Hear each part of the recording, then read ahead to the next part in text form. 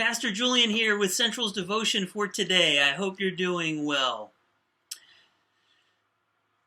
I was thinking about how in job interviews, often the person who's conducting the interview will ask the person who's being interviewed, what are your greatest qualities?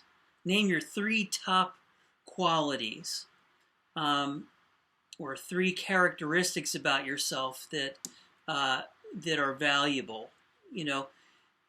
And many other times, we have to share with others what's good about ourselves. Why are we good? Why are we talented? How are we talented?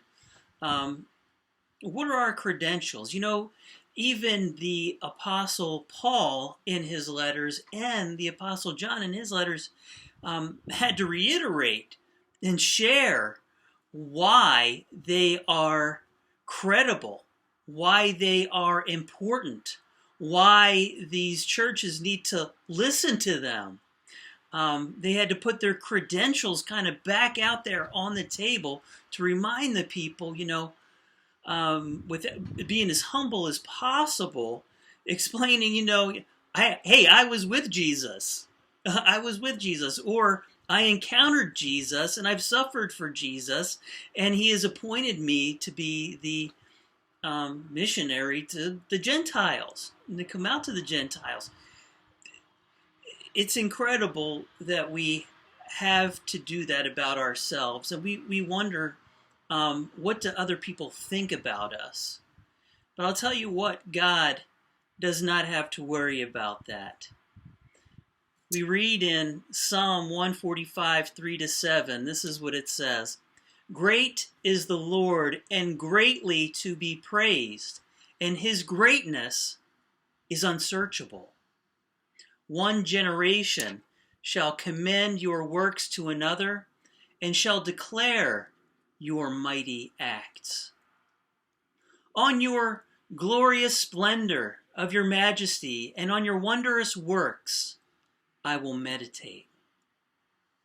They shall speak of the might of your awesome deeds, and I will declare your greatness. They shall pour forth the fame of your abundant goodness, and shall sing aloud of your righteousness. This passage from Psalm 145 explains that God does not need to go out and brag about himself. God doesn't need to appear and exalt himself to people. What is so good about God? He doesn't need to come down and explain that, or appear and explain that. He doesn't need to self-promote. He doesn't, because he has his greatest creation here to promote how great he is. And he is so great that his greatness is unsearchable. It's mysterious. We will never find its source or its end. It says that generations will praise him and commend God's works to one another.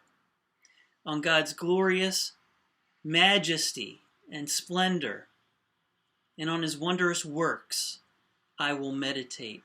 You and I aren't just supposed to talk about how great God is and his love and his blessing and his creation and his salvation. We're to meditate on it. We're to think on it. Think on it while we're going about our business during the day, and in quiet, in private, and just meditate on God in stillness, that everything is from him. Even the very breath that we breathe in and that we breathe out was put into us by him. It is his breath within us. God will never need to self-promote, because we are the ones who need to sing of his abundant grace and love and greatness each and every day. It's not just in church on Sundays when we sing hymns or praise songs and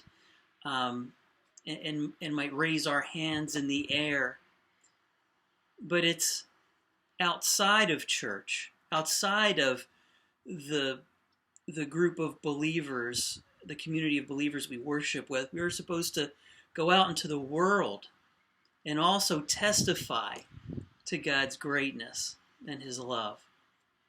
Let me encourage you to do that today, to share God's greatness with all around you, to encounter his greatness and his glory, and to meditate on it. God bless you, and have a great day.